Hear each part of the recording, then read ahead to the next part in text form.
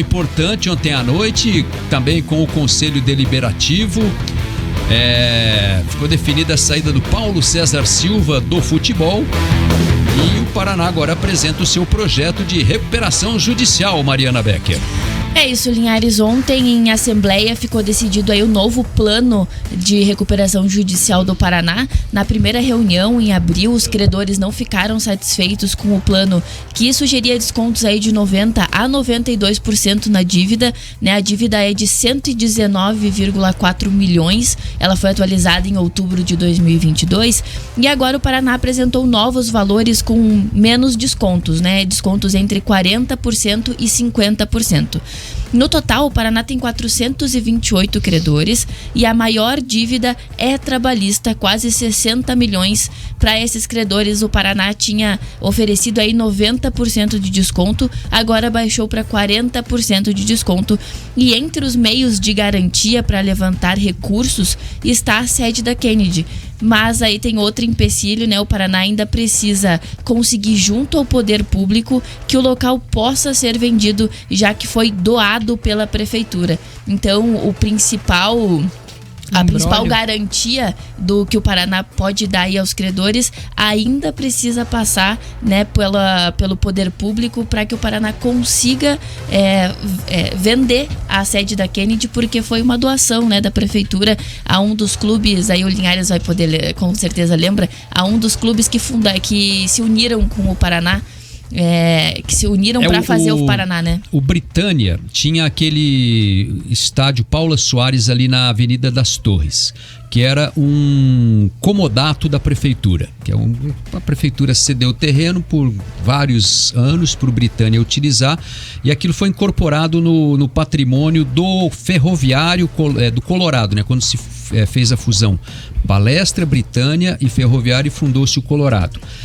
E aí houve a fusão Colorado e Pinheiros e fundou-se o Paraná Clube.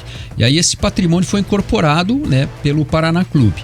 Aí quando o Paraná conseguiu vender apareceu uma proposta, hoje tem lá um hipermercado naquele terreno, o Paraná trocou o comodato daquele terreno por uma área lá na Vila Olímpica do Boqueirão. Né, e talvez na sede da Kennedy também, que era uma propriedade do Água Verde, né?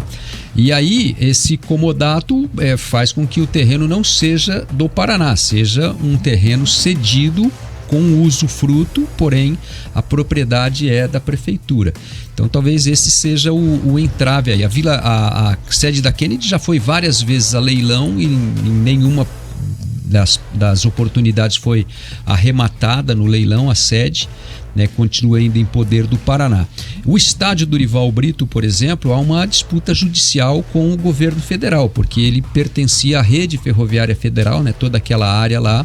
O Paraná tenta assumir a propriedade, mas o governo, inclusive, tentou algum tempo atrás. E o CT não é mais do Paraná também, a reintegração, né, de postos. O CT já é do empresário do Werner, né, que foi numa negociação de acordo.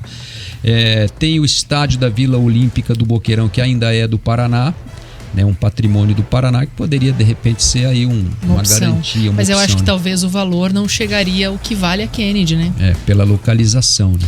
Então... O Paraná poderia até estudar com a prefeitura uma troca de áreas aí do que ele tem, né? Mas isso também é uma questão jurídica aí que a gente não tem conhecimento para falar aqui, né? Então as principais mudanças na recuperação judicial, né, no plano de recuperação judicial, é justamente essa diminuição dos descontos. Aí o Paraná estava oferecendo 90% de desconto, agora passou para 40%, né? Então diminuiu metade e colocou a sede da Kennedy, não estava no primeiro plano de recuperação judicial, agora a sede da Kennedy entra como uma das garantias. O plano será apresentado aos credores aí no dia 12 de junho.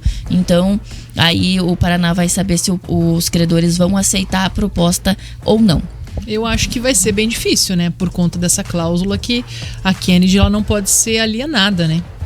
Como uma garantia para qualquer tipo de negociação. O valor total da dívida é 119,4 milhões. Não é uma dívida, se tiver do Curitiba, é 270 milhões, né? É praticamente o dobro.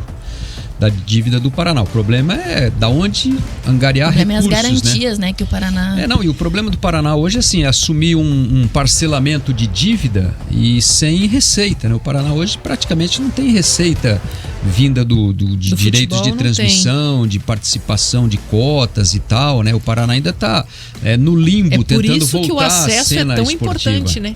Porque hoje o Paraná se mantém com alguns patrocinadores para conseguir pagar os custos do futebol, mas o Paraná não tem uma renda, ele não tem garantia, ele não vai receber nenhuma premiação, né? Não tem bilheteria, pelo acesso, né? Enfim. Nesse momento. Então, o acesso é que vai permitir que o Paraná tenha nos próximos anos a possibilidade de voltar a disputar uma competição nacional, uma Série D, enfim, que vai trazer uma outra perspectiva para o clube, mas isso é algo que vai demorar, né? Então... Carlos Pacheco está perguntando aqui, não é mais fácil o Paraná voltar com outro CNPJ? Não é bem assim, né? Se fosse fácil, SAF. Na verdade, assim, o Paraná deve satisfação aos credores, né? Ele deve tem dívida trabalhista, dívida fiscal. Muitas dívidas. Né? Então, o montante é grande e precisa equacionar essas dívidas, né? O Paraná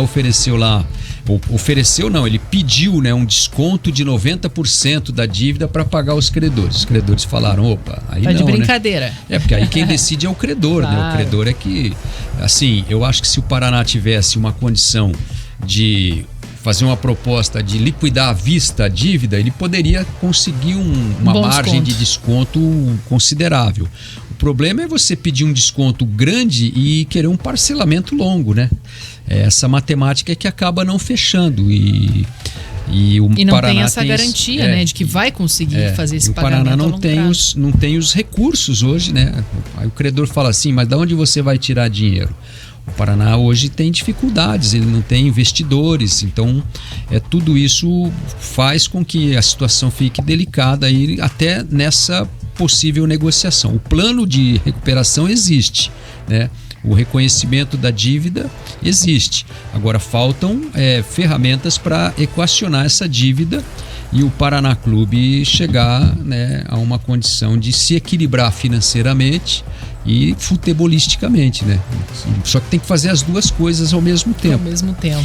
E aí, falando do futebol, como o Linhares falou, o diretor de futebol, Paulo César Silva, deixou o cargo, né? Ele já não participou da nova contratação do técnico. Ele que foi um dos que ajudou na montagem da equipe desse ano. Por divergir de decisões da diretoria, ele preferiu se afastar do clube, então ele não é mais o diretor de futebol, né? O Paulo César Silva, que já foi diretor de futebol do clube em vários momentos. O Paulão. Paulão, mais conhecido como Paulão. O Paulão vem desde a época do Pinheiros, né? Ele é um dos pinheirenses aí dessa fusão. Falando mais sobre o futebol em si, o Paraná acabou de anunciar um novo reforço. Aí quem tá no YouTube consegue acompanhar com a gente. O Pedrinho é mais um volante, né? Ele tem 25 anos, disputou a Série A3 pelo Sertãozinho. Tinha 25 volantes. Tem 25 anos, disputou a Série A3 pelo Sertãozinho, onde estava nos últimos 2 anos. Ele fez a base e é formado pelo Atlético Mineiro, passou pela Caldense, pelo América de Natal também. E aí vale lembrar que o Paraná tem mais alguns volantes, né, para essa posição. O Paraná já tem várias opções, como o Everton, Guilherme Pitbull, o Romário, o Caio. Aí, semana passada, o Paraná também subiu o garoto da base, o Pato, que também é volante, o Gui Marques, que vem atuando nessa posição, e o Giovani, que também foi utilizado nessa posição. Então, o Paraná tem aí vários jogadores e aí traz mais um reforço para essa posição, né, como volante. O Paraná ainda deve anunciar mais 2 reforços, um para o meio-campo e também mais um atacante de lado. Então devem ser esses os 3 reforços que o Paraná deve anunciar essa semana. Já tem aí o trabalho do Fael Júnior, né? Talvez indicando esses jogadores aí. Esse foi um pedido do Fael. Ele conhece os jogadores ali do interior de São Paulo, provavelmente vai trazer algumas indicações para ver se soluciona o problema do elenco. O Paraná tem até o final da fase aí para contratar, né? Até o dia 16 de junho, né? O Paraná pode inscrever jogadores A fase termina dia 25, né? Até a penúltima rodada ainda dá. Para 4 rodadas agora, para tentar fazer o Paraná se classificar, né? E uma coisa que os torcedores estavam perguntando bastante é sobre o período de treinamento dos jogadores, né? O Paraná sempre treinou em um período, sempre pela manhã, e agora estava se falando aí que o Paraná ia treinar em 2 períodos, mas não. O Paraná vai continuar treinando somente um período, pelo menos essa semana. Até sexta-feira o Paraná treina pela manhã, sexta-feira treina, depois almoça e aí então viaja para Arapongas. O Paraná enfrenta o Laranja Mecânica sábado, 3h30 da tarde, lá no Estádio dos Pássaros, em Arapongas, na sequência da divisão de acesso. Serão 2 jogos fora de casa, né? Contra o Arapongas e o Iguaçu. Depois 2 jogos em casa para encerrar a participação na fase de classificação contra Araucária e Patriotas. E o Cascavel